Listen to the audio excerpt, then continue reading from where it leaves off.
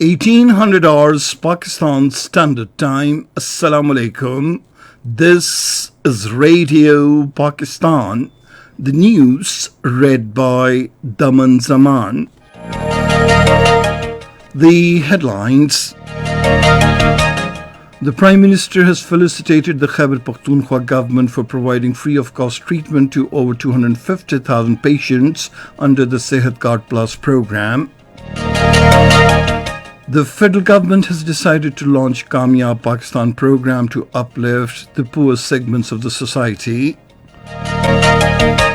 The chairman CPAC authority says development of road infrastructure in Balochistan is a key priority of the government to improve Gwadar Port's connectivity with the rest of the country.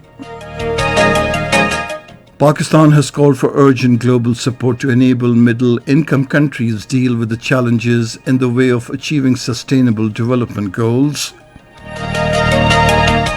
In the Indian illegally occupied Jammu and Kashmir, the Hurriyat organizations have denounced Modi government for falsely implicating Pakistan in the Jammu Air Force Base drone attack without providing any evidence. In Afghanistan, the government forces claim to have killed 300 Taliban during fierce clashes in different provinces and airstrike in Helmand.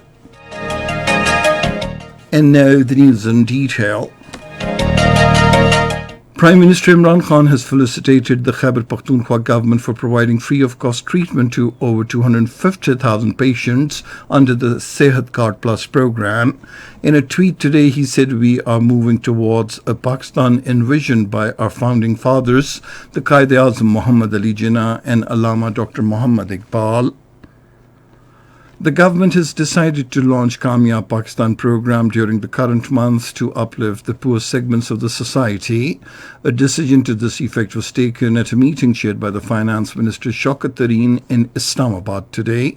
Housing projects, skills development, health cards, easy loans and agri-services will be brought under the banner of Kamyab Pakistan program.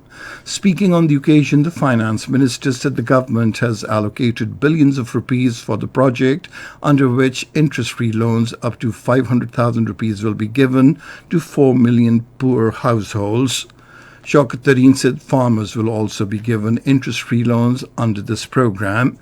In his remarks on the occasion, the Special Assistant to the Prime Minister on Youth Affairs, Usman Dar, said Kamyab Pakistan program is the biggest initiative of the government's welfare agenda. The chairman CPAC authority, Asim Salim Bajwa, says development of road infrastructure in Balochistan is a key priority of the government to improve Gwadar Port's connectivity with other parts of the country. Briefing media persons in Hoshab today, he said Prime Minister Imran Khan will visit Gwadar on Monday to review the progress on the CPAC-related projects. Asim Salim Bajwa said work on the road infrastructure projects has been accelerated. He said over 70% development work on Basima Khusdar Road has been completed, as this project is of significant importance and would be completed by the end of the current year. Pakistan Railways launched a tourist train between Kolpur and Bostan today to promote tourism in Balochistan. The divisional superintendent Akhtar Mahmood Khatak inaugurated the train. The tourist train will run 2 days a week, Saturdays and Sundays. Tourists can enjoy journey of this train by paying a nominal fare. The train will stop at Baleli, Kuchlag, Bostan, Quetta, Saryab, Spizand and Kolpur railway stations. The Azad Jammu and Kashmir Election Commission has allotted electoral symbols to 32 registered political parties for general elections in the state. The Election Commission has also allotted electoral symbols to hundreds of independent candidates. Elections for the AJK Legislative Assembly will be held on the 25th of this month. The Foreign Minister Shah Mahmood Qureshi has expressed deep grief over the death of 7 Canadian Pakistanis, including 4 children, in Chestermere locality of Alberta, Canada, caused by a house fire. In a statement, he said, "We are in contact with the Canadian authorities for investigation into the incident." Earlier, the Foreign Office spokesperson Zahid Hafiz Chaudhry said Pakistan's Consulate General in Vancouver is in contact with the relevant Canadian authorities to ascertain the facts and with the bereaved families to offer all possible assistance to them. He said as per the relevant Canadian authorities, the cause of the fire is still unknown. However, preliminary investigations indicate that it was not criminal in nature. This is Radio Pakistan. Pakistan has called for urgent international support to enable middle-income countries deal with the challenges obstructing them in achieving sustainable development goals. The proposal was put forth by the acting permanent representative of Pakistan to the United Nations, Amir Khan, while addressing a high-level meeting convened by the President of the United Nations General Assembly, Volkan Bozkır, under the theme Fine-tuning the development system approach to address the needs of middle-income countries. The Pakistani envoy said the time is now for the United Nations Development System, international community, the global economic ecosystem and the private sector to come together in support of the efforts of the middle-income countries. He said crippling debt, global economic inequalities, vulnerability to effects of climate change and natural disasters stunt prospects for growth in the lower echelon of middle-income countries.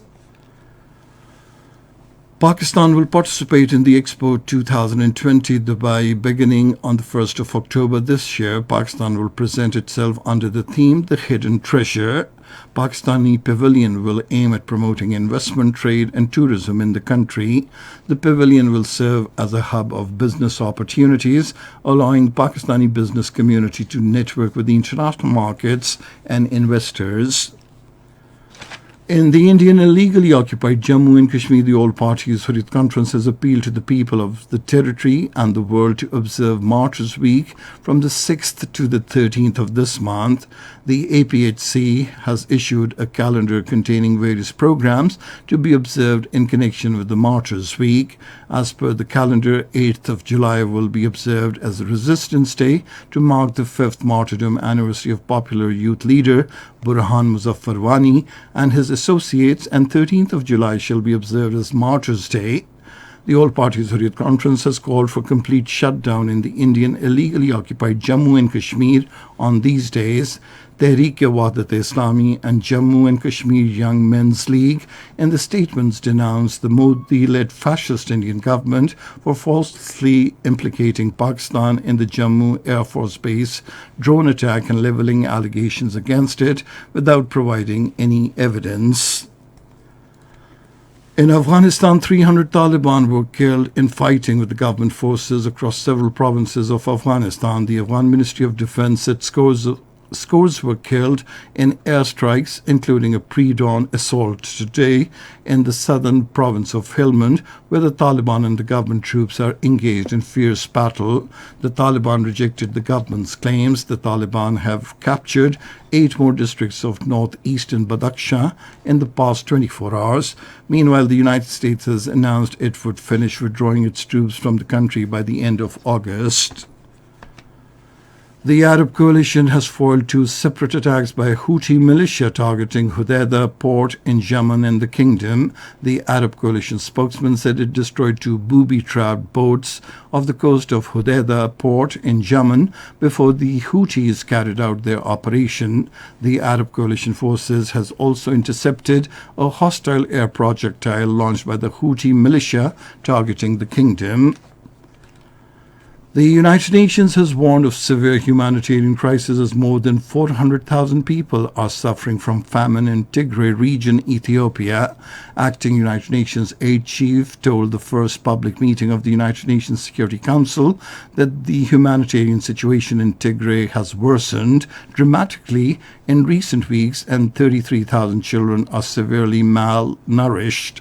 He said 1.8 million others are also on the brink and facing devastating situation of food shortage in Tigray, Ethiopia. And finally, the weather. Hot and dry weather is likely to prevail over most parts of the country, while very hot conditions are likely in the plain areas during the next 12 hours. However, rain with thunderstorm is expected at isolated places in upper and central Punjab, Khyber Pakhtunkhwa, northeast Balochistan, Kashmir, and Gilgit-Baltistan. And that is the end of this news bulletin. For more news and analyses, log on to our website, radio.gov.pk, and you can also watch the live video streaming of our bulletins on the link facebook.com/Radio Pakistan News.